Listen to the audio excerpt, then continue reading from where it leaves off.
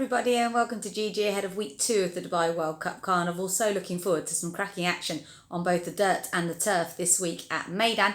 We'll start with the official feature of the night, which is Maktoum Challenge round 1 for the thoroughbreds, and this race has been going since the early 90s. It's one of our oldest events here in Dubai, and we're lucky enough in that we've got last year's winner, North America, who delivered one of the most exciting performances of the season.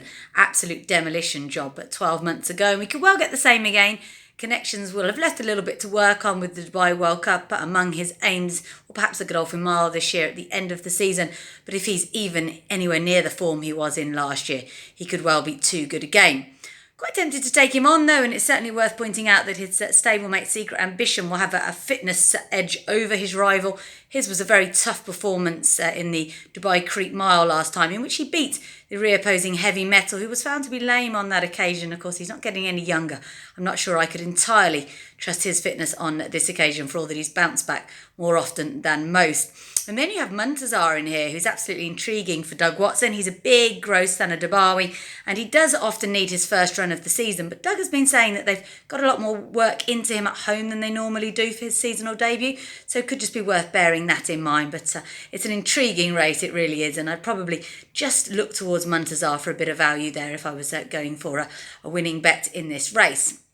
The other Group 2 is the Singspiel Stakes. It's been moved to this card for the first time, and it looks like one for Saeed bin Saror, Dream Castle up against Ben Battle. Of course, both of them proven many times over course and distance up to Group 1 level. But if you look at what they've done away from Meydan, there's really only one winner of this. Ben Battle was absolutely devastating at Newmarket last year in the Joel Stakes. Just flopped on soft ground since.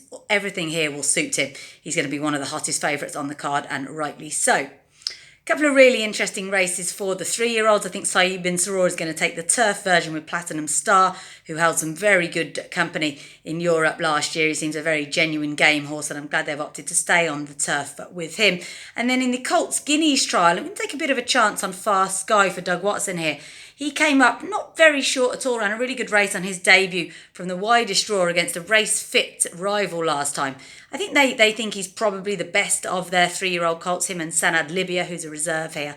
And I just think maybe we'll take a chance on him in that we know he handles conditions.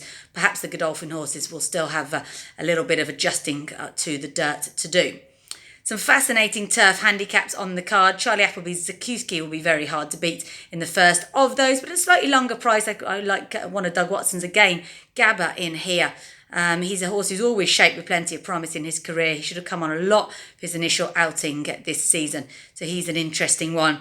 And then later on the card, the final race looks pretty difficult. Could well go to Charlie Appleby and William Buick once again. I think that their runner in this, Good Fortune, looks really interesting there. So hopefully we found a few winners. Fascinating card. Make sure you tune in from wherever you are.